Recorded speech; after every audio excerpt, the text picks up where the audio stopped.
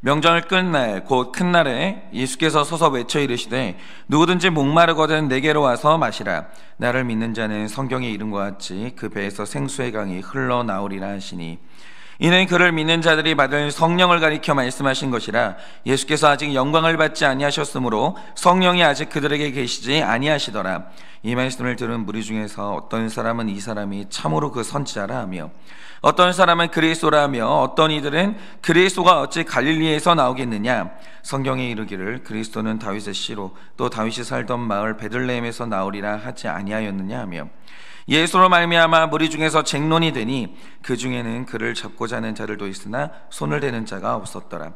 아랫사람들이 대제사장들과 바리새인들에게로 오니 그들이 묻되 어찌하여 잡아오지 아니하였느냐. 아랫사람들이 대답하되 그 사람이 말하는 것처럼 말한 사람은 이때까지 없었나이다 하니, 바리새인들이 대답하되 너희도 미혹되었느냐. 당국자들이나 바리새인 중에 그를 믿는 자가 있느냐. 율법을 알지 못하는 이 무리는 저주를 받은 자로다. 그 중에 한 사람 곧 전에 예수께 왔던 니고데모가 그들에게 말하되 우리 율법은 사람의 말을 듣고 그 행한 것을 알기 전에 심판하느냐. 다 같이 읽겠습니다. 그들이 대답하여 이르되 너도 갈릴리에서 왔느냐. 찾아보라. 갈릴리에서는 선지자가 낫지 못하였느니라 하였더라. 아멘. 기도하겠습니다. 하나님, 오늘 갈릴리에서는 선지자가 나올 수 없다라고 합니다. 저는 마찬가지로 사람 중에 천국 갈 사람이 누가 있겠습니까? 아무도 없습니다. 그러나 하나님이 하시면, 하나님이 원하시면, 하나님이 일하시면 갈릴리에서 그리스도가 나오고 죄인 중에 구원받는 자가 나오는 것입니다. 주님, 오늘도 이 말씀 믿고 오늘도 이 말씀이 우리에게 주고자 하시는 이 생명의 말씀을 받고자 하오니 있을 수 없는 일이 우리 가운데서 일어나게 하여 주시고 죄인이 구원받는 놀라운 기적이 오늘도 일어날 수 있도록 은혜를 허락하여 주시옵소서. 주님, 오늘도 말씀하시며 듣겠습니다. 말씀하여 주시옵소서. 예수님의 이름으로 기도드립니다. 아멘. 네, 오늘 이제 중요한 이제 생명에 관한 이야기를 좀 하려고 하는데요. 제가 예전에 진짜 우연치 않게 코끼리가 출산하는 장면을 영상으로 본 적이 있거든요. 저는 이때까지만 해도 이게 코끼리가 이렇게 출산하는 장면을 본 적이 없었는데, 이때 이제 처음으로 생생한 출산의 장면을 본 거죠. 그런데 그 생명이 태어나는 그 장면이 너무 신기한 거예요. 왜냐, 이전까지 어미 코끼리의 자궁이라는 것은 아무것도 없는 그냥 텅 빈 공간이잖아요. 그런데 어느 날 그 자궁 안에 사람의 육안으로는 안 보이는 걸로 제가 알고 있거든요.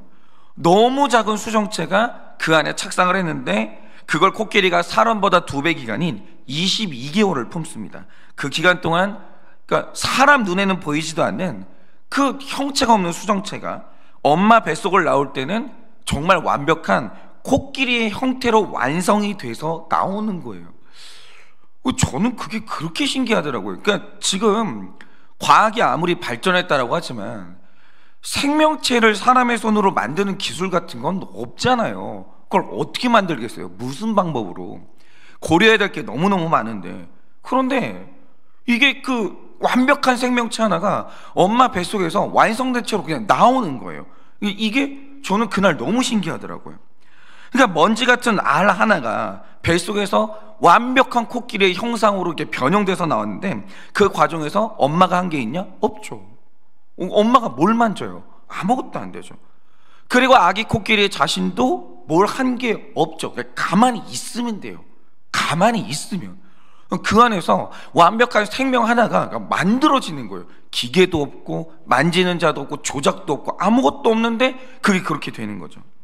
그런데 어떻게 그 작은 알이 저렇게 완벽한 생명체가 되어서 이 땅에 나오냐? 이게 너무 신기한 거죠. 그런데 제가 이제 출산 장면을 가만히 보니까 거기에 굉장히 중요한 기관이 하나 보이는데 그게 뭐냐면 탯줄이 보이더라고요. 이거는 사람이고 뭐고 다 필요 없어요. 똑같습니다. 다시 말씀드리지만 그 작은 수정체가 코끼리로 변할 때 엄마는 한 게 없죠. 그리고 태어나는 새끼 자신도 뭔가 한 게 없어요. 그러면 도대체 뭐가 이 코끼리를 만들었냐라고 할 때 생명 탄생에 있어서 가장 신기한 기관이 저 탯줄이라는 거죠. 저게 다 하는 거예요.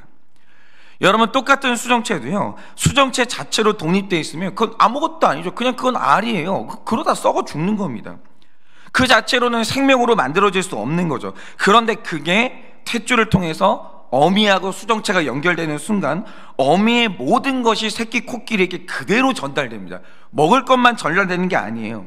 어미가 마시면 그게 수정체에게 전달되고, 어미가 뭘 먹으면 그것 또한 수정체에게 전달이 되죠. 그런데 이 탯줄이 신기한 게 뭐냐면 어머니의 감정도 전달되고, 어머니의 생각도 전달되고, 어머니의 습관도 탯줄을 통해서 학습이 돼요. 다 전달돼요. 이게 너무 신기한 거예요. 그러니까 이게 가진 어떤 성품이나 성향, 어떤 습관, 이런 것들이요, 뱃속에서 10달 동안, 22개월 동안 다 전달돼요. 다. 그러니까 둘 사이를 연결하는 그 탯줄을 통해서 태아에게 어머니의 모든 게 그대로 전달되는 거예요. 그래서 생명의 완성과 탄생은 노력이 아닙니다. 생명의 탄생은 노력이 아니에요. 생명의 탄생의 이 본질은 연결이에요. 연결 안 되면 생명이 없는 거예요. 연결의 본질은, 그러니까 생명의 본질은 뭐냐? 연결이에요. 연결. 그 증거가 뭡니까? 제가 예전에도 말씀드렸지만 저희 이제 제 형의 큰아들, 그러니까 저희 큰 조카가 형수님 뱃속에 있을 때 원래 계획은 자연분만이었어요. 그것 때문에 뭐 오래 기다렸죠. 그런데 출산을 하러 갔다가 응급실에서 긴급 수술을 하고 태어났거든요. 근데 그때 이유가 뭐냐면 아이가 제 뱃속에서 놀다가, 그러니까 어떻게 그렇게 되는지는 모르겠는데 놀다가 탯줄이 꼬여버린 거예요. 묶여버린 거죠. 그런데 탯줄이 얼마나 꽉 묶였는지 형수님이 이제 병원에 도착해서 마지막 진찰을 하는데 산소 공급이 안 되고 있었던 거예요. 그러면서 의사가 이제 듣는데 심장 박동 소리가 작아지고 있는 거예요. 의사가 그 실력 있는 분이에요. 그걸 포착한 거예요. 애가 심장 소리가 이상하다. 그러니까 그 전까지 심장 소리를 알고 있는데 맥박도 알고 있고 심장 소리가 점점 작아지고 이게 숨이 안 쉬고 있다는 걸 포착을 한 거죠. 그 순간 의사가요, 저희 형에게 수술 동의나 이런 거 안 받았어요. 너무 급해가지고 그대로 침대 그대로 이제 형수님을 그 수술실까지 밀고 들어간 다음에 최대한 빨리 꺼내요. 최대한 빨리. 그리고 제 조카가 무사히 이제 태어날 수 있었던 거죠. 이게 뭐냐면 그때는 이미 막달이었기 때문에 아이가 완전히 사람이 돼 있었어요. 그러니까 그냥 그대로 태어나면 되는 거예요. 그런데 그 아이에게 어떤 충격이 가해지거나 독극물이 투입된 게 아니라 연결이 끊어진 거예요. 다 됐는데 연결이 끊어진 거예요. 근데 연결 끊어지니까 죽는 거예요. 그러나 이 탯줄을 통해서 연결만 돼 있으면 그 연결이 생명을 완성시키고 결국은 살게 만들어요. 연결이에요. 생명의 본질은 연결이에요. 그런데 제가 그 광경을 보고 오늘 말씀을 읽는데 바로 거기에서 성령 하나님이 무슨 역할을 하시는지 너무 선명하게 깨닫게 되는 거죠. 여러분, 지금 우리가 이 요한복음을 통해서 계속 보는 게 뭐냐면 예수님은 빛이에요. 그리고 오늘 말씀에서 예수님이 외치시는 것처럼 예수님은 우리를 살게 하는 생수예요. 그런데 오늘 말씀을 보면 빛이 있는 게 중요한 게 아니에요. 생수가 있다는 게 중요한 게 아니에요. 빛이 공급됐다라는 거예요. 살게 하는 생수가 공급이 되냐라는 거예요. 그게 중요한 거죠. 그런데 어떤 사람들은 갈릴리에서 무슨 빛과 생수가 나오냐라고 하면서 그 빛과 생수가 그들에게 공급되지를 못하는 거예요. 심지어 44절을 보면 어떤 사람들은 이 빛과 생수를 잡아서 없애려고 하는 사람들을 있는 거예요. 공급이 안 되는 거예요. 여러분, 그렇죠. 예배를 드려봐도요, 어떤 사람은 같은 예배 자리에 있는데 말씀이 공급이 돼요. 그게 내게 돼요. 살아나고 숨쉽니다. 말씀이 들리기만 하면요, 고난이 있어도 살아요. 그렇게 되는 거예요. 그런데 어떤 분들은 보면 말씀이 선포되는데 말씀이 공급이 안 되는 거예요. 그러면 도대체 이런 일은 왜 일어나는가? 39절을 보면 여러분, 이걸 아셔야 돼요. 이건 영의 일인데 그 이유가 정확히 나와 있는데 이렇게 기록하고 있습니다. 성령이 아직 그들에게 계시지 아니하더라, 이렇게 얘기해요. 그러니까 보세요, 생수가 있어요. 그리고 그걸 전달받아야 살 수 있는 죄인들이 있어요. 그런데 그게 전달이 안 돼요. 그런데 성경은 오늘 그 이유를 뭐라고 말하는가? 오늘 본문은 말하길 그 중간에 둘 사이를 연결해 줄 성령 하나님이 없으니까 이게 연결이 안 된다, 그렇게 얘기하는 거예요. 이 말을 하는 거예요. 제가 말씀드립니다. 구원은 노력의 영역이 아니에요. 연결의 영역이에요. 하나님하고 연결이 되면 구원받는 것이고, 연결이 끊어지면 누구라도 구원은 못 받아요. 연결이에요. 그런데 오늘 말씀에서 둘 사이를 연결하는 매개체가 뭐냐? 이 중보자가 누구냐? 보혜사가 누구냐? 그걸 성령이라고 말하는 거예요. 여러분, 오늘 성경을 보시면 구원의 문제에 있어서 보냄받은 이 사도들이 줄기차게 하나 외치는 게 있습니다. 그게 뭐냐? 율법 지켜라, 죽도록 노력해라. 그게 아니에요. 그들이 오직 말하는 딱 하나가 뭐냐? 너희는 성령 받으라는 거예요. 그렇죠. 성령 못 받고 이 율법을 어떻게 지켜요? 성령이 없는데, 힘이 없는데, 성령을 통해 공급받는 힘이 없는데 사랑을 어떻게 해요? 그런 거는 없는 거예요. 성령 받아야 되는 거예요. 근데 성령은 뭐냐? 연결되라는 거예요. 연결. 그리고 요한복음 20장을 보면 죽음에서 부활하신 예수님이 다시 제자들을 찾아오십니다. 그런데 부활의 주님이 20장 22절에서 하신 말씀이 뭡니까? 그들을 향해 숨을 내쉬며 이르시되 성령 받으라, 이렇게 말씀하시는 거예요. 그러면 여러분, 성령을 받는 게 왜 이렇게 중요합니까? 그건 성령님이 구원을 주시는 하나님, 빛 주시고 생수를 주시고 어떤 이게 우리에게 숨을 주시는 그 하나님과 우리 사이를 연결하는 탯줄이 성령 하나님이기 때문에요. 이 탯줄이 성령이에요. 여러분 생각을 해보세요. 2000년 전에 예수님이 실제로 우리를 위해서 십자가에 달려 죽으셨습니다. 우리를 살리시는 이 보혈의 피를 흘려주셨어요. 그리고 우리가 실패한 율법의 순종을 다 이루셨습니다. 그런데 이 예수님이 피를 흘렸어요. 몸도 내주셨어요. 그런데 어떤 사람이 지옥 가요? 이게 되게 신기한 거예요. 예수가 없었으면 죄인이 지옥 가는 건 자연스러운 일이죠. 그런데 예수가 우리를 위해 죽으시고 몸도 내주셨는데 죄인이 지옥 간다? 이상한 일이 되는 거예요. 왜 예수가 죽으셨는데, 왜 예수의 십자가가 세워졌는데 어떤 사람은 지옥을 가고 어떤 사람은 천국 가냐? 이유가 뭡니까? 여기서도 둘 사이의 차이는 도덕의 차이가 아니에요. 삶의 차이도 아니요, 의로움의 차이도 아니에요. 율법의 문제에 있어서 죄인인 사람은요, 마치 아무것도 할 수 없는 무기력한 이 수정체처럼 율법을 지켜서 의로움에 이르고 천국 갈 수 있는 사람은 아무도 없어요. 그런 사람은 아무도 없어요. 안 돼요. 일단 사람으로 이 땅에 태어났다는 것 그 자체는 가능성일 뿐이에요. 그냥 수정체 하나가 나타났는데 수정체는 자연스럽게 생명으로 이어지는 게 아니라는 거죠. 죄인은 죄에 대해서는 강력한 활동력을 가지지만 거룩에 있어서는 아무것도 할 수 없는 무기력한 존재인 게 그게 죄인이에요. 죄인은 스스로 구원 못 받아요. 그런데 거룩에 있어서 똑같이 무기력한 인간인데 어떤 사람은 택자로 변형돼요. 그리고 거듭나요. 그런데 어떤 사람은 거듭나지 못하고 태어나지 못하고 그대로 지옥 가요. 이 차이가 어디에서 나오냐 이거죠. 이유는 딱 하나밖에 없습니다. 성령 받았냐 못 받았냐 그거예요. 그러면 성령은 어떤 역할을 하시냐? 오셔서 사람과 하나님을 연결하냐 연결 못하냐, 이 차이인 거예요. 성령 하나님은 우리와 하나님 사이를 연결하는 연결자라는 거죠. 아버지 대신 어머니 대신 하나님과 연결돼야 그 순간 사람은 거듭나고 구원받은 자가 되고 택자가 되어서 그 이 땅 가운데 태어나는 거예요. 그래서 성령님이 택자와 예수님을 연결하는 순간 예수님이 마시는 모든 의로움이 다 그 사람에게 연결됩니다. 그분이 십자가에서 나눠주신 살과 피가 전부 다 우리에게 그대로 연결돼요. 성령 하나님을 통해서. 그리고 예수님의 모든 좋은 것들을 오늘도 우리에게 전달하시는 성령님의 사역이 이루어지고 있는 거예요. 팔복 어떻게 받아요? 하늘에서 내려오는 그 복들을 어떻게 받습니까? 그게 바로 성령 하나님을 통해서 받는 거예요. 그래서 예수님의 모든 좋은 것을 우리에게 공급하시는 이 성령의 이 사역을 신학에서는 성령의 적용이라고 부르는 거예요. 그런데 왜 오늘 말씀에 나오는 유대인들은 예수님의 좋은 말씀, 그분의 피, 그분의 보혈, 그분의 몸, 이게 왜 하나도 전달되지 않습니까? 오늘 성경이 분명히 밝힙니다. 예수님과 그들을 연결하는 성령이 그들 안에 없는 거예요. 성령이에요. 성령 없이는 그 누구도 구원의 하나님과 연결될 수가 없다라는 거예요. 다 끊어진 상태예요. 다 끊어진 상태.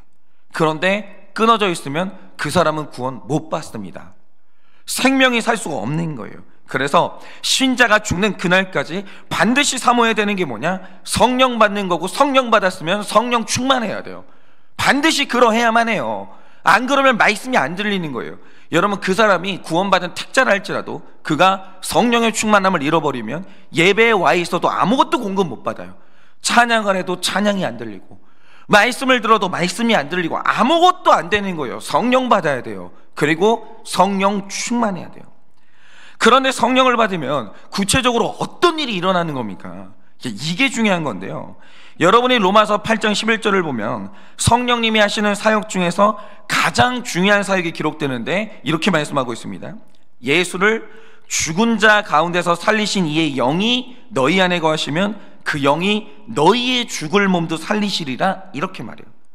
그런데 영어 성경이죠. 특별히 NIV를 보면 살린다는 말을 생명을 준다라는 말로 번역을 해요. 그런데 헬라어를 보면 이 생명을 준다라는 말을 주포이에오라는 말을 씁니다. 그런데 여기에서 이 주라는 단어가 나오잖아요. 이 헬라어에서 동물원을 뜻하는 주라는 단어가 나온 거예요. 그러니까 동물원을 뜻하는 이 주의 뜻이 뭐냐면 생명체로 가득한 곳이 동물원이다, 그 뜻이에요. 여러분 생각을 해보세요. 동물원은 박물관이 아니에요. 여러분, 동물원에는 죽은 거 못 들어가요. 일단 내가 동물원에 들어간다, 살아 있어야 동물원에 들어갈 수 있는 거예요. 그래서 생명으로 넘치는 곳이 어디냐? 그게 바로 주 동물원이에요. 그런데 로마서를 보면 성령님이 우리에게 생명을 준다라고 할 때 주 포이에오라는 단어를 쓰거든요. 그러면 이 말 뜻이 뭐냐? 신자에게 임하시는 성령님은 신자 안에 죽은 것을 넣지 않아요. 성령 하나님은 죽은 것을 공급하는 일이 없다라는 거예요. 성령님은 오직 살리는 것, 살게 하는 것, 살아있는 것만 신자 안에 주입하시고 공급하시는 분이에요. 그래서 성령을 받은 자와 성령 받지 않은 자의 결정적인 차이가 있는데 그게 뭐냐? 성령이 없는 자의 특징은 이 세상의 것, 죽어있는 것, 썩어질 운명의 것을 그렇게 사랑해요. 썩어질 것 사랑해요. 그런데 특별히 바울이 하나님 없는 세상을 어떻게 묘사하는지 아십니까? 그것의 본질은 썩어질 것이라고 했어요. 세상의 것은 이 운명이 하나인데 그것은 썩어져요. 뭐냐면 하나님이 없는 이 세상은 탐내는 것들이 있는데 죽은 것 아니면 언젠가는 썩어질 것을 사모한다는 거죠. 그러니까 사람 안에 성령이 없으면 생명이 없는 것들을 그렇게 사랑하고 그것 때문에 죽고 없어서 못 사는 거예요. 그래 거기에서 못 빠져나오는 거죠. 제가 얼마 전에도 들으니까 어떤 분의 여동생이 3억의 빚을 졌어요. 그런데 3억이 엄청 큰 돈이잖아요. 어떤 사람은 그 집값인데. 근데 이 사람이 3억의 빚을 진 이유가 뭔가? 뭐 예를 들면 이런 거죠. 사람 살리기 위해서 3억 빚을 졌다. 아유, 그건 아깝지도 않은 돈이에요. 사람 살리는데 3억 빚지는데 질 수 있는 거죠. 당연히 그럴 수 있죠. 근데 이 사람이 도대체 그 3억이라는 어마어마한 큰 돈을 어디에다 썼냐? 명품 소비 중독에 걸려서 사채를 썼는데 그 빚이 3억이 된 거예요. 뭐 저도 명품 좋아해요. 뭐 명품이 의미가 없다, 그거 좋아하는 사람이 뭐 이해가 안 된다, 위선이죠. 명품 좋아요. 뭐 자동차도 좋은 거고 좋은 거죠. 그런데 그게 살아있는 거냐 이거예요. 여러분, 그 명품 그게 살아있냐고요. 그게 우리에게 그러니까 뭐 자존심을 세워주기도 하고 그거 있으면 내 기분 좋아요. 좋은데 그게 우리에게 생명을 주냐고요. 그건 아니잖아요. 그런데 이상한 게 뭐냐? 사람에게 성령이 소멸되면 죽은 것하고 자기 인생을 바꿔요. 그 죽어있는 명품 살려고 자기 살아있는 삶을 바꿔버려요. 그거 이상해요. 그거 이상해요. 그래, 그거 이제 그 썩어질 거, 살아있지도 않은 거, 그거 가지려고 하다가 감당 못할 빚을 갖게 되면, 그 빚을 지게 되면 그 빚 때문에 사람이 자기 생명을 버려요. 자살해요. 그 왜 그러냐면 성령이 없어서 그래요. 그래서 바울이 로마서 8장 21절에서 말하길 구원을 어떻게 표현하냐? 썩어질 것들의 종노릇한 데서 해방되는 것, 이게 바로 구원이라고 했어요. 사람 이상해요. 성령 없으면 썩어질 것에 종노릇해요. 그게 그렇게 되는 거예요. 그런데 거기에서 해방되는 게 구원이라는 거죠. 그래서 여러분, 사람이 성령이 없으면 주로 생명이 없는 것들, 뭐 차, 명품, 집, 땅, 이런 썩어질 것들에 굶주리게 돼요. 이거 없으면 생명이 죽어요. 자존심이 상해서 살 수가 없고, 자존감이 낮아져서 살 수가 없고, 그거 이상해요. 이거 생명 아니거든요. 근데 이상한 게 뭐냐면, 썩어질 것 때문에 우리 집에 생명들이 있거든요. 아내가 있고 자녀들이 있어요. 아내 떠나고 자녀 떠나요. 그 이상해요.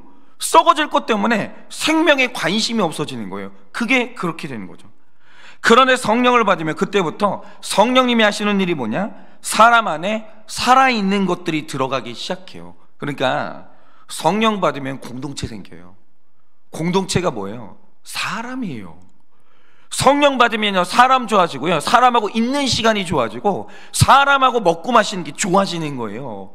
성령 받은 사람은요, 공동체 사랑해요. 공동체가 좋아지기 시작하는 거예요. 공동체를 위해서 돈 쓰기 시작하는 거예요. 마땅히 그래야죠. 마땅히 그래야죠. 여러분, 돈 제일 잘 쓰는 거 뭡니까? 사람 살리는데 돈 쓰는 거예요. 사람 얻는데 돈 쓰는 거예요. 생명 얻는데 돈 쓰는 거죠. 그거 돈 제일 잘 쓰는 거예요. 그렇지 않습니까? 그런데 거기에 천국이 들어가고, 오늘도 살아계신 하나님이 들어가고, 더 중요한 것은 내 마음에 고통받는 이웃들이 들어가게 되는 거죠. 생명을 집어넣기 시작해요. 성령 하나님이. 즉, 내 안에 살아있는 것들로 가득 차는 것, 내가 박물관 되는 게 아니라 동물원 되는 것, 그게 바로 성령 받은 사람들의 특징이라는 거죠.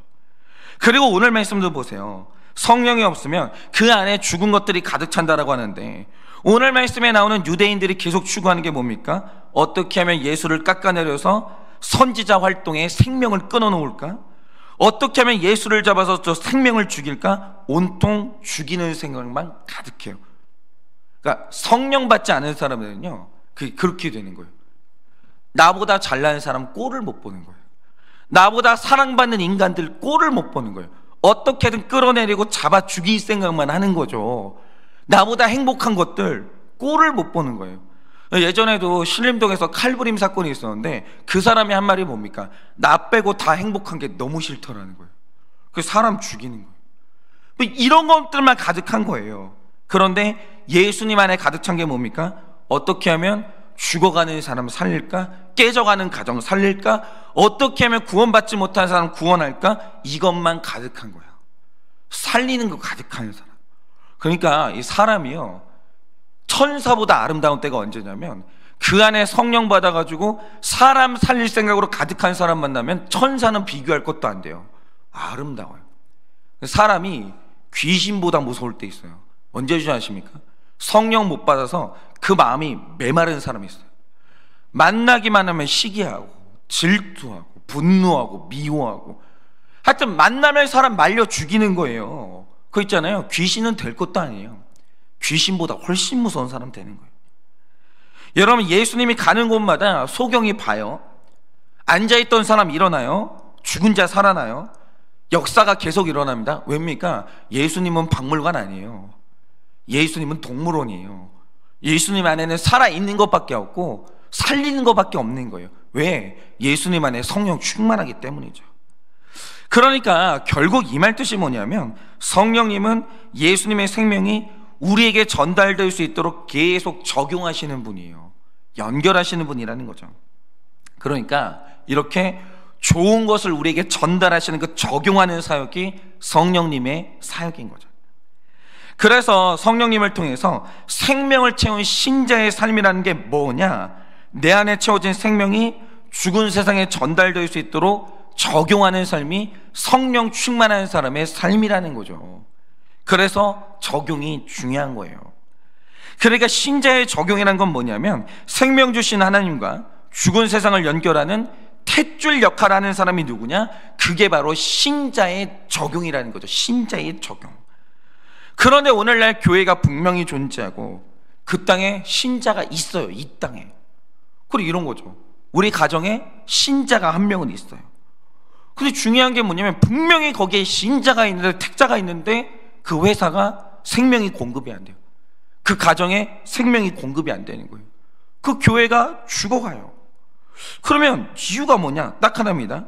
성령 받았다는 성도들이 적용을 안 하고 있는 거예요. 다들. 세상에 용서가 전달되려면 성령 받은 신자가 용서를 적용해야 될 거 아니에요. 내가 예수님께 용서받았으면 나도 적용해야 될 거 아니에요, 용서를. 안 그러면 우리 집에 용서가 어떻게 적용이 돼요? 전달이 돼요? 어떻게 나의 인간관계 가운데 용서가 전달이 될 거예요? 안 되는 거 아니에요. 여러분, 신자가 성령 받았으면 그 다음에는 나도 적용해야 돼요. 내가 용서받아서 구원받잖아요. 그러면 나도 용서에 적용을 해야 되는 거예요. 여러분, 세상이 복음을 들으려면요, 신자가 복음을 전하는 적용을 해야 되는 거예요. 여러분, 하나님의 사랑을 어떻게 경험해요? 불신자가. 방법 없어요. 내가 하나님의 사랑으로 구원받았으면 내가 사랑을 적용해야 되는 거예요. 사랑은 뭐 사랑한다 말이 아니에요. 손과 발이 간을 쓰고, 그리고 결정적으로 돈 써야 될 거 아니에요. 시간 써야 될 거 아니에요. 적용해야죠. 그래야 세상이 그 사랑을 전달받을 거 아니에요. 그런데 신자가 적용을 안 하면 그게 뭐냐? 세상과 하나님 사이에 탯줄이 끊어지는 거예요. 신자는 그렇게 중요한 거예요. 택자는 그렇게 중요한 거예요. 택자는 뭐냐? 하나님과 세상 사이에 둘 사이를 연결하는 탯줄이 이 성도라는 거죠. 성도가 적용 안 하면요, 이 세상은요 복음 못 들어요. 사랑이 뭔지도 모르고요, 용서가 뭔지도 모르는 거예요. 공동체가 뭔지도 모르는 거예요. 그래서 오늘 내가 구원의 확신이 없다면 성경 말씀이 내 말씀으로 들릴 수 있도록 일단 택자가 내 안에 성령의 임재를 구하셔야 돼요. 성령 충만을 구하셔야 돼요. 성령 없이 아무것도 못해요. 아무것도 안 돼요. 성령 받으셔야 돼요. 그런데 만약에 내가 성령 받아서 내 안에 오늘 구원의 확신이 있습니다. 내 안에 성령의 충만함이 있습니다. 일단 힘이 생겼어요. 탈진이 떠났어요. 내 안에 뭔가 있어요. 지금 내가 힘이 생겼습니다. 그럼 이제는 정답 얘기하시면 안 되는 거예요. 오늘 적용하셔야 되는 거예요. 이제 말 좀 그만하세요. 교회는요, 적용할 힘이 없는 교회가 말이 많아요. 여러분, 성령 충만한 교회는 말 안 해요. 적용하지. 그러니까 삶으로 얘기하면 되는 거예요. 그런데 신자의 적용이 뭐냐? 이게 바로 성령 사역이라는 거죠. 여러분, 성령 사역의 오늘 개념을 정확히 하십시오. 성령 사역은 병 고치고 예언하고, 이거 성령 사역 아닙니다. 성령 사역은 적용하는 게 성령 사역이에요. 삶으로 안 나온다, 그거 성령 사역 아니에요. 병 고쳤는데 집에 가서 용서를 안 해요. 예언을 해요. 집에 가서 사랑을 안 해요. 밥을 안 하는 거예요. 섬기지를 않는 거예요. 복종을 안 하는 거예요. 성령 사역 아닙니다. 성령 사역은요, 적용하는 사역이에요. 삶으로 사시라고요. 그래서 내가 오늘 말씀을 단 하나라도 적용했다, 그분은 오늘 성령 사역하신 거예요. 성령 사역. 그러면 여러분이 오늘 해야 되는 여러분의 성령에 적용하는 사역이 뭐냐 이거죠. 만약에 내가 너무 미워가지고 연락을 끊었던 식구한테 내가 먼저 용서하고 연락하는 적용을 하셨다, 여러분은 오늘 성령 사역하신 거예요. 그런 게 성령 사역이에요. 어설프게 무슨 내가 방언했다, 뭐 병 고쳤다, 뭐 예언했다, 여러분 그런 거는 성령 사역 아니에요. 그냥 은사 발휘한 거예요. 성령 사역은 뭐냐? 예수께서 살아내신 삶을 나도 살아내는 거, 예수님이 전달하라고 맡기신 것을 내가 전달하는 거, 그게 바로 성령 사역이라는 거예요. 여러분, 오늘 힘들어하는 지체한테 연락했고 신방했고 같이 밥 먹으면서 함께 시간을 보내줬다, 성령 사역하신 거예요. 복음 들어야 되는 지체에게 6,000원짜리 큐티책 사가지고 그 큐티책을 선물했다, 여러분 성령 사역하신 거예요. 그게 성령 사역이라는 거죠. 여러분은 오늘 어떤 성령의 사역을 하시겠습니까? 말하는 건 성령 사역 아니에요. 성령이 없으니까 말하는 거예요. 그 말만 하시는 거 제일 안 좋은 거예요. 여러분, 성령의 사역은 움직이는 거라는 거죠. 뭐 하시겠습니까? 뭘 적용하시겠어요? 바라기는 우리 모두가 다 성령을 진짜로 받아서 구원의 확신에 충만하기를 원하고요, 이미 여러분이 성령 받으셨다면 이제 내가 줄 게 있다, 성령 사역자로 거듭나서 우리를 통해 죽어가는 세상과 우리 식구들이, 내 이웃들이 하나님과 연결되고, 내 덕분에 하나님 사랑 경험하고, 내 덕분에 하나님 용서 경험하고, 하나님의 공급 경험하고, 나 만나서 그들이 떡도 먹어보고 목마름도 해결되고 이 놀라운 역사가 우리를 통해 있어지기를 예수님의 이름으로 축원합니다. 이 시간에 제가 기도하고 축도함으로 예배를 마치겠습니다. 기도하겠습니다. 주님, 성령 없이는 저는 사용 못합니다. 저는 머리부터 발끝까지 악해서 성령 없이는, 성령님을 통해서 하나님의 좋은 것들, 예수님의 아름다운 것들이 공급되지 않으면 저는 우리 성도님들 사랑할 수 없고 섬길 수 없고 고개 숙일 수도 없고 회개도 못하는 100% 죄인이 저입니다. 그래서 오늘도 하나님 아버지께 간절히 구합니다. 성령 받기를 원합니다. 그리고 이미 내 안에 계신 성령님이 내 안에 충만하여지기를 원합니다. 주님, 충만하기 원합니다. 넘치기를 원합니다. 부족하지 아니하기를 원합니다. 내 내면 세계가 죽은 것들로 가득 찬 박물관 되는 게 아니라 역동적으로 살아 움직이는 생명이 충만한 동물원 되기를 원합니다. 주님, 넘치게 성령을 허락하여 주시옵소서. 그래서 내 안에 성령 받아서 나도 세상에 부족한 것들, 죽어가는 사람들에게 나에게 있는 이 성령 충만함을 전달하기를 원합니다. 전화해주고 위로의 말을 주고 달려가고 또 밥 사주고 시간 보내고, 하나님 이렇게 흘려보내는, 적용하는 성령 사역을 해서 오늘도 한 사람이 살아나는 역사가 나의 삶 가운데 있게 하여 주시고, 오늘 이 설교를 듣는 우리 모든 성도님들 다 성령의 사역자가 되게 하여 주셔서 사람 살리는 역사가 있게 하여 주시옵소서. 지금은 우리 주 예수 그리스도의 은혜와 하나님 아버지의 그 크신 사랑과 성령님의 위로하시고 교통하여 주시는 그 역사하심이 오늘도 성령 받아 내 안에 생명으로 충만하여 내가 받은 생명을 온 세상에 나누어주는, 적용하는 성령 사역자가 되기를 원하는 사랑하는 모든 주의 종들의 머리 위에 지금으로부터 영원 무궁토록 함께 있을지어다. 아멘.